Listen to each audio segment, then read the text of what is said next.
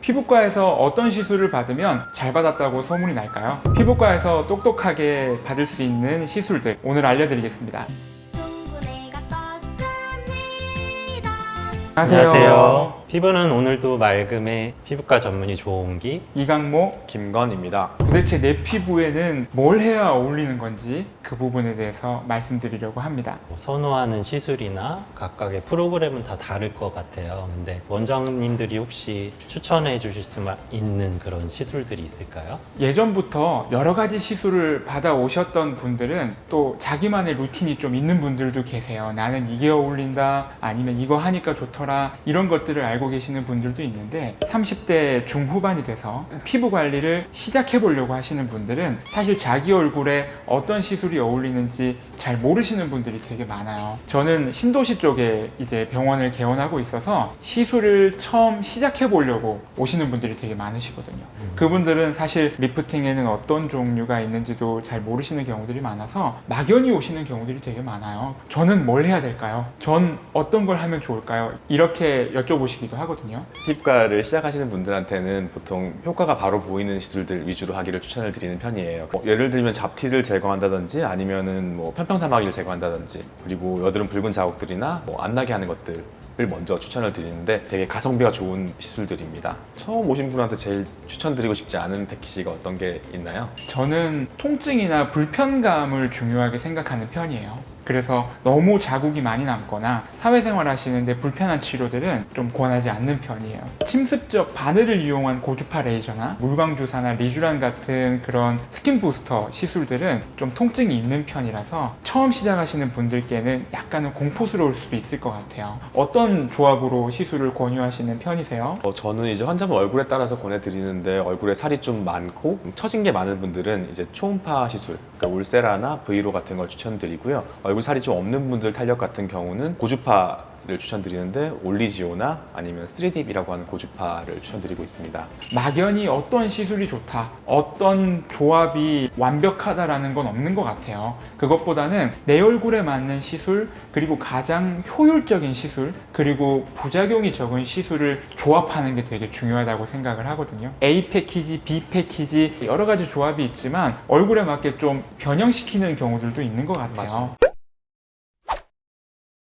많은 분들이 피부과에 오셔가지고 한 가지 시술만 원하시진 않거든요. 가장 걱정을 많이 하시는 것 중에 하나가, 내가 보톡스 맞고 나서 고주파 레이저를 하게 되면 앞에 맞은 보톡스가 좀 분해돼 버리진 않나요? 아니면은 필러를 맞고 나서 우리가 레이저를 받게 되면 안쪽에 있는 필러가 손상되진 않나요? 이런 걱정들 많이 하게 되는데, 혹시 보톡스를 맞고 나서 고주파 시술을 바로 권유하시는 편인가요? 아무래도 영향 줄 수도 있다고는 생각이 들어서 보통은 고주파 시술하고 보톡스 치료를 하고 있는데, 물론 모든 치료 시작하기 전에 이제 주름이 어느 정도인지 이런 거는 파악을 하고 나중에 이제 고주파 시술 후에 보톡스 치료를 하고 있습니다. 우리 병원에서 이제 고주파 레이저와 보톡스를 함께 맞게 되면은 무조건 고주파 시술을 혹은 초음파 리프팅을 먼저 하고 그 다음에 이제 약물을 주입하는 시술을 하게 되는데, 간혹 다른 병원에서 맞고 오시는 분들이 계시거든요. 보톡스 맞은 지 얼마 됐는데 이런 시술 해도 되나요? 라고 여쭤보시면, 보톡스 같은 경우에는 일주일, 그리고 필러 같은 경우에는 한 달의 시간이 지나면 레이저를 받으시는데 문제가 없다고 생각합니다. 저는 환자분들께 설명을 해드릴 때 약간 연예인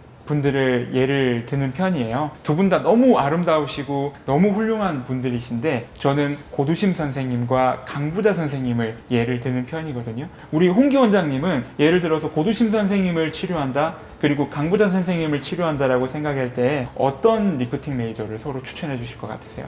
일단은 얼굴에 이제 살집이 많고 좀 아래쪽으로 처짐이 있는 경우에는 물론 고주파도 추천드리지만 더 적합한 거는 이제 하이프 같은 초음파 장비일 것 같아요. 더 깊은 층에 열 에너지를 전달해서 지방층 부분도 조금 감소시켜줘서 전체적인 윤곽도 좋아지게 만들고, 이제 스마스층 같은 경우도 자극을 시켜주면은 조금 이제 당겨 올라가는 그런 리프팅 효과도 있기 때문에 그거를 권해드리고 싶고, 고두심 선생님 같은 경우는 일단은 얼굴에 살 같은 경우가 많지 않고 이제 볼이 좀 갸름하신 편이어서 그런 초음파 장비보다는 고주파 장비 제일 추천드릴 것 같아요. 갑자기 결혼이 2달 뒤다 이런 분들 계신데 그런 경우에는 어떻게 시술들을 하시나요? 비교적 초음파 리프팅이 고주파 리프팅보다 즉각적인 효과가 나오는 것 같아요. 시간이 좀 부족하신 분들은 이제 턱 라인 중심으로라도 초음파 시술을 받는 게 저는 훨씬 더 효율적이라고 생각을 하고요. 조금 더 시간이 넉넉하고 조금 더 정기적으로 시술을 받을 수 있다라고 하면 고주파 리프팅을 선택하시는 것도 좋은 것 같습니다. 급한 시간에 오시는 분들은 볼페임 걱정 없이 볼 부분을 피해서 턱 라인과 눈 주변 라인으로 초음파 리프팅을 많이 하는 편이에요. 저는 스킨 부스터도 많이 하는데요. 시간이 없으신 분들 이제 리쥬란 같은 주사를 이제 피부 속에 넣어서 피부를 확 좋아지게 하는 시술인데 자국은 한 2, 3일 정도밖에 안 가서 이렇게 급하신 분들도 괜찮은 것 같아요. 정리해 보면은 시간이 진짜 없고 한 달 안에밖에 시간이 없는 경우에는 우리 말한 스킨 부스터나 아니면 스킨 보톡스 이런 거를 맞게 되면 즉각적인 효과 있으니까 그런 거 생각해 볼 수 있고요. 그리고 시간이 좀 더 여유가 있다면은 이제 하이프나 고주파 장비를 이용한 본격적인 리프팅을 하시는 게 좋을 것 같아요. 색소 치료도 시간적인 여유가 있으면 좀 느긋한 마음으로 시작해 보시는 게 좋을 것 같습니다. 이중턱이나 이제 약간 턱이 두툼한 것들이 걱정돼서 오시는 분들도 계셔요. 좀 젊은 분들이 많이 오시는 편이라서 경험 없이 오시는 분들이 되게 많으시거든요. 혹시 이렇게 턱선이나 이중턱을 정리하는 방법도 있을까요? 네, 있어요. 그래서 턱선 같은 경우도 시간에 여유가 있는 분들이랑 시간 여유가 없는 분들이 좀 차이가 있는데요. 시간 여유가 없는 분들은 아까 말씀드렸던 그런 하이프 계열들, 울세라나 브이로 슈링크 이런 애들이 좋고요. 근데 시간이 좀 여유가 있는 분들은 한 달 간격으로 맞는 지방 분해 주사 브이올렛이라고 하는 게 괜찮아요. 한 1, 2주 정도 턱이 더 붓고 좀 처져 보이고 아프고 한데 그걸 3번, 그러니까 석 달 정도 맞고 나면은 턱선이 쫙